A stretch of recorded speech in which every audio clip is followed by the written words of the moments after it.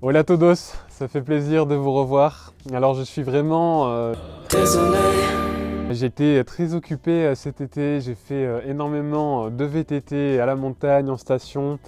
Je suis allé pas mal à la rivière, j'ai fait beaucoup de menuiserie sur le van aussi.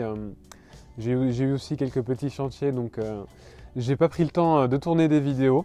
Mais voilà, j'y remédie aujourd'hui. Je vais répondre à vos questions. J'avais fait une petite vidéo sur posez-moi vos questions. Et aussi, je vais répondre un peu à des questions qui reviennent souvent sur ma chaîne. C'est parti! Donc il y a Tim qui me demande comment avoir une réserve d'eau dans un van. Donc moi personnellement, dans mon van, j'ai juste un jerrycan, enfin maintenant deux jerrycans de 20 litres et une douche à pression de 8 litres, mais dans laquelle on peut mettre 10 litres. Donc voilà, moi mes réserves d'eau c'est ça, j'ai pas de réserve d'eau usée, j'ai pas d'évier, je fais toute ma vaisselle dehors parce que ça prend beaucoup moins de place à l'intérieur et c'est assez rapide à faire. Bon, si je suis en plein été qui fait froid ou qui pleut énormément, ça peut être gênant, mais franchement on peut très bien faire sans. Mais pour ceux qui ont envie en fait d'avoir un évier à l'intérieur, moi je vous recommande vraiment la vidéo de Le chat qui vole de Félix. Je vous mets un lien par là, enfin si j'arrive à l'afficher, où il explique, enfin il montre de A à Z comment il a fait son installation dans sa fourgonnette. Donc en gros, il a un évier qui est raccordé à un jerrycan d'eau usée qui vide quand le jerrycan est rempli. Et il a un robinet qui pompe de l'eau dans un autre jerrycan et qui sort par le robinet. Du coup, c'est une pompe à pied, je crois, sans électricité. Donc voilà, cette vidéo-là, moi je l'avais vue et je trouvais ça hyper simple, très facile à comprendre en fait. Donc vous avez deux jerrycans, un qui pompe de l'eau propre, soit avec le pied, soit avec une pompe 12 volts.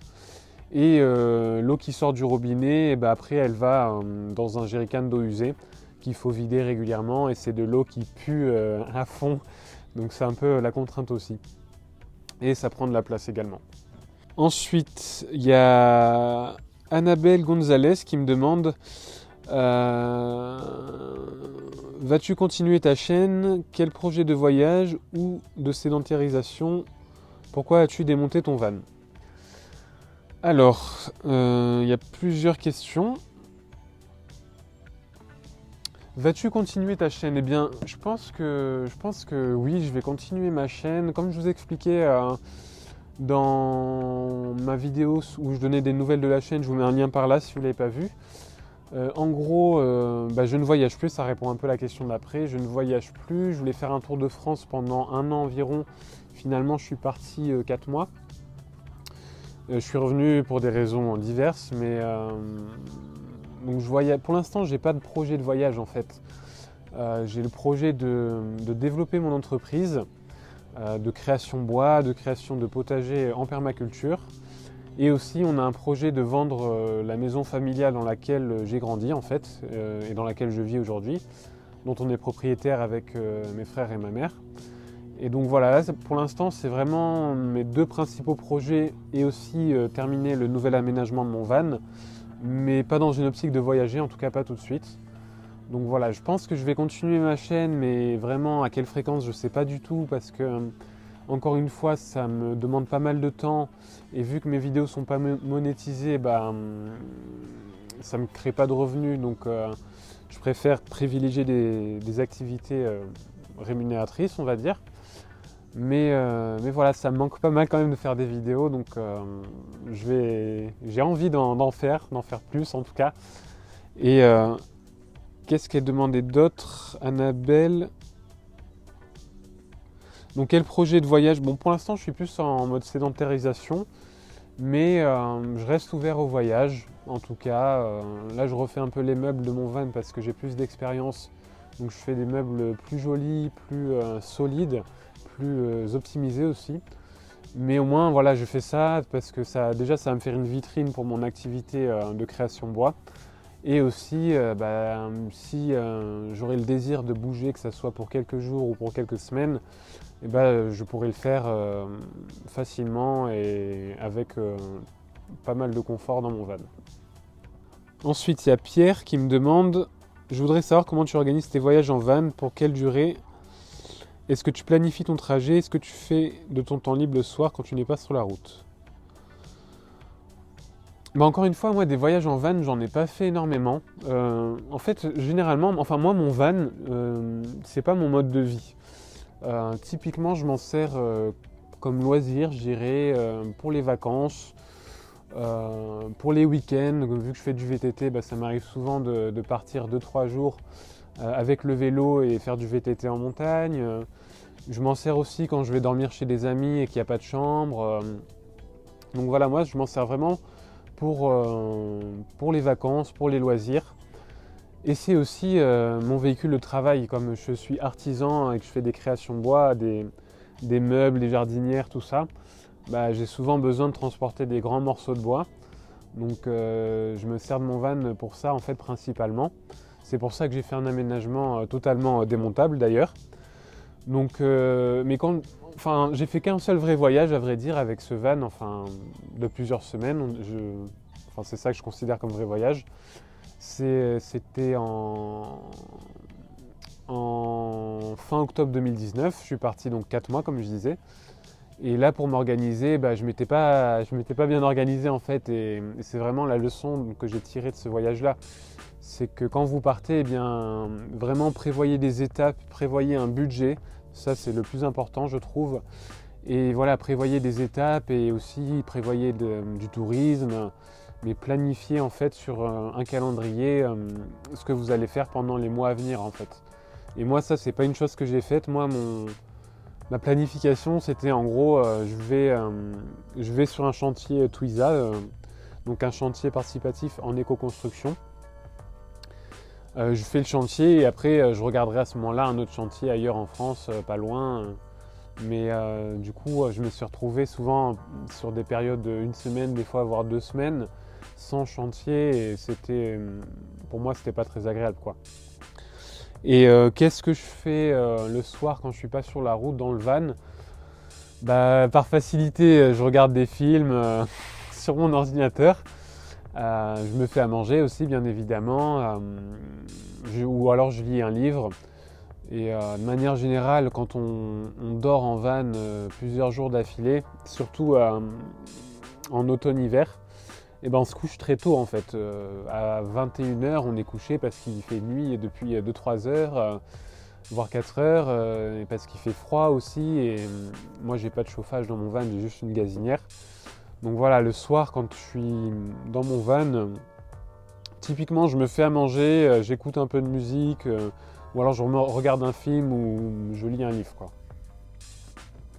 Ensuite, il y a Allo Mez qui me demande qu'en est-il des assurances pour ton véhicule? Est-ce qu'il est considéré comme un utilitaire? Et est-ce que tu es assuré quelle que soit la configuration de ton van? Alors ça, c'est une très bonne question. Je sais plus si j'avais répondu. Non, je crois pas avoir répondu. Mais en fait, mon van, il est considéré comme un véhicule de tourisme, à vrai dire. Donc 9 places sur la carte grise. Quand je vais passer le contrôle technique, on me demande tous les sièges et toutes les ceintures. Donc dans ces cas-là, en fait, j'enlève l'aménagement et je mets tous mes sièges et je passe le contrôle et en rentrant, je remets tout l'aménagement. Donc l'opération me dure démontage, remontage 1 heure maximum. Donc voilà. Après, moi mon aménagement, il y a une banquette à l'arrière, quoi qu'il arrive, donc j'ai 6 places. Et en cas d'accident, je sais vraiment pas en fait ce qu'il en serait. Moi je pense que je serai quand même assuré parce que j'ai pas d'installation de gaz en fait. J'ai une bonbonne de gaz avec un flexible, mais je la ferme quand je roule. Donc c'est comme si je transportais une bouteille de gaz, quoi. Et j'ai juste un jerrycan d'eau. Voilà. Donc c'est comme si je transportais des objets dans mon coffre, en fait. Sachant que j'ai 3 places à l'arrière, je pense qu'en cas d'accident, je serai assuré. Mais j'en suis pas sûr à 1000%. Donc malheureusement, je peux pas répondre avec certitude. Mais voilà, mon van, il est considéré officiellement comme un véhicule de tourisme 9 places. Et dans le même thème, il y a Makeup by Nabil qui me demande est-ce que la bouteille de gaz, c'est dangereux? Donc moi personnellement je trouve pas que ça soit dangereux. J'ai passé plusieurs mois dans mon van avec la bouteille de gaz, c'est une bouteille de gaz de cuisine en fait, hein. Une Twinnie 6 kg. À chaque fois que je m'en sers pas, je la ferme, et même des fois je la ferme même pas. Ça m'est déjà arrivé de dormir dans le van avec la bouteille de gaz qui n'était pas fermée, donc les robinets sur le réchaud étaient bien sûr fermés, hein. Mais voilà, ça m'est déjà arrivé de dormir avec la bouteille qui n'était pas fermée et j'ai jamais eu aucun problème. Moi de manière générale, je laisse toujours les fenêtres un petit peu ouvertes quand je dors dans le van pour ventiler, pour que l'humidité sorte un peu du van. Et de toute manière, le gaz, ça sent assez fort, donc si jamais il y a une fuite, on sent tout de suite et on ferme et c'est réglé. Donc voilà, je crois même qu'en fait j'ai déjà roulé avec la bouteille de gaz qui était ouverte et encore une fois les boutons des réchauds fermés et j'ai jamais eu aucun problème avec ça. Ensuite, il y a Marie-Marie qui me demande comment tiennent les pare-soleil. Alors, il me semble avoir expliqué dans la vidéo de présentation de mon van, mais en gros, dans mon van, il y a des fenêtres où il y a la tôle et la fenêtre. Comme ça, il y a un léger espace entre les deux et un espace aussi, une profondeur, je dirais. Et en fait, moi, je glisse le pare-soleil entre les deux. Et donc, à l'arrière, ils tiennent tous comme ça. Mais avec le temps, ils sont un peu pliés, surtout pour les grandes fenêtres là. Donc j'ai rajouté juste une petite ventouse. Et à l'avant, pour le coup, j'ai mis des ventouses parce que là, j'ai pas cette histoire de tôle et de fenêtres écartées, enfin avec un espace. Donc là, j'ai mis des ventouses. Donc j'avais acheté un premier modèle de ventouse, mais qui tenait pas bien. Quand on l'arrachait, le truc se défaisait. Enfin, la ventouse se défaisait. Donc je vous mets un lien pour des super ventouses dans la description de la vidéo. Voilà, moi je me sers de ça maintenant du coup et ça reste très facile à enlever et à remettre. Et une autre question qui me revient très régulièrement, c'est comment j'ai fait pour avoir la banquette avant pivotante. Eh bien c'est tout simple, j'ai acheté en fait une embase pivotante, c'est une grosse plaque en métal en deux parties avec une couche de plastique entre les deux. Et donc j'ai acheté ça sur le site de Kiravans. Donc ils font ça, il me semble, uniquement pour les trafics et les transporteurs. Et ils le font aussi bien pour des sièges solo que pour des banquettes de place. Donc si vous êtes un peu bricoleur, c'est très facile à installer soi-même. Donc vous fixez en fait l'embase sur la caisse. Et ensuite vous venez fixer la banquette sur l'embase. Et ensuite, vous démontez juste sans outil avec les mains des grosses vis pour pouvoir la tourner. Et franchement, avec l'habitude, ça prend 1 minute 30, je crois, à montre en main à faire pivoter la banquette. Et ça, moi, je trouve que c'est vraiment un gros plus dans un aménagement de véhicule de cette taille-là. Parce qu'en fait, ça vous fait un fauteuil, voire deux fauteuils, enfin un fauteuil de place très confortable et qui prend pas de place en fait sur l'aménagement parce que la banquette quand elle est retournée elle vient prendre la place qui est normalement devant la banquette, c'est-à-dire que elle vient pas se décaler vers l'arrière du véhicule, elle se décale justement vers l'avant du véhicule. Donc quel que soit votre aménagement en fait ça le gêne pas, l'aménagement arrière qui est déjà existant. Donc voilà, une embase pivotante sur Kiravans, ça coûte, enfin moi je l'avais acheté, si ma mémoire est bonne, 354 € avec les frais de port. Et puis voilà. Et on m'a aussi demandé de nombreuses fois si j'avais des plans sur l'aménagement de mon van. Et malheureusement, j'en ai pas. J'ai des croquis un peu à la main. Là, j'ai refait tous les meubles. Enfin, je suis en train de refaire tous les meubles.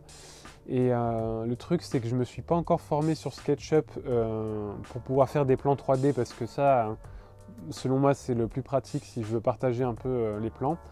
Donc voilà, pour l'instant, j'ai pas de plan. Si je me forme à SketchUp prochainement, je pense que je ferai des plans sur SketchUp. Donc voilà, pour l'instant, je ne peux pas vous partager les plans de mes meubles. Bon, je crois que j'ai fait un peu le tour des questions. Donc pour résumer, j'ai pas de projet de voyage pour l'instant. J'ai le projet de développer ma petite activité de création bois. Je suis en train aussi de refaire l'aménagement de mon van pour que ce soit plus joli, plus solide, et pour que ça me fasse une petite pub sympa pour mon activité professionnelle justement. Et j'ai très envie de continuer, en tout cas de faire plus de vidéos. Donc abonnez-vous si ce n'est pas déjà le cas pour être au courant en fait de mes prochaines vidéos. Et je vous dis à bientôt. Salut!